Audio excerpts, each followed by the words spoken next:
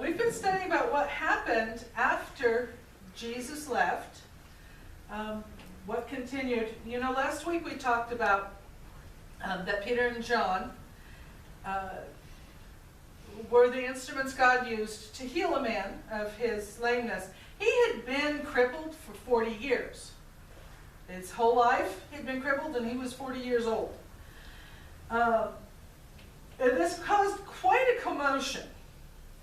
So the Pharisees and those running the temple, so I don't know, Pharisees and Sadducees. I read it this morning, but I forget if the Sadducees were there too. But anyway, the people in charge, they arrested Peter and John, put them in jail for the night.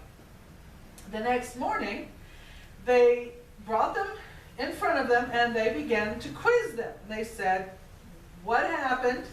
How did you do this? And what power did you use to do this?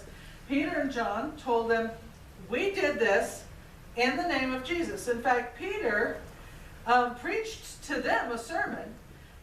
He told them, this Jesus that you had crucified, but who God raised from the dead, he is who healed this man. The Pharisees were a little puzzled. They knew that Peter and John were not the type of men who had had a college education, and yet they spoke with authority, like someone who knew what they were talking about. And they realized Peter and John had walked with Jesus for 3.5 years. And that would be the only correlation why these fishermen could talk like they knew what they were talking about.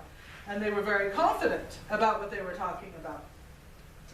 They told Peter and John, we don't want you to preach in this name of Jesus anymore. Don't you do anything in the name of Jesus again.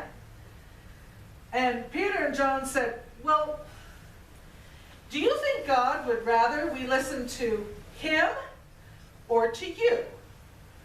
You tell us. What should we listen to, God or you? And of course, we're going to listen to God. We're going to do what God tells us. We don't really care that much about what you tell us if you're telling us to do different from God. So they couldn't punish them, because if they punished them, all the people would know they punished them, and everybody was celebrating because this 40-year-old man was walking for the first time. So they couldn't punish him. They couldn't do anything against him. They finally let him go, but told him, don't you do that again. So the church gathered together, the church prayed, and the church asked, God, let us do even more miracles so more people can come to know you. A lot of people came to the Lord because of this miracle that was performed on this man. And we need to have the same confidence, the same enthusiasm, the same courage that Peter and John had, because we serve the same God that they did. Let's sing our song. The Lord is my shepherd.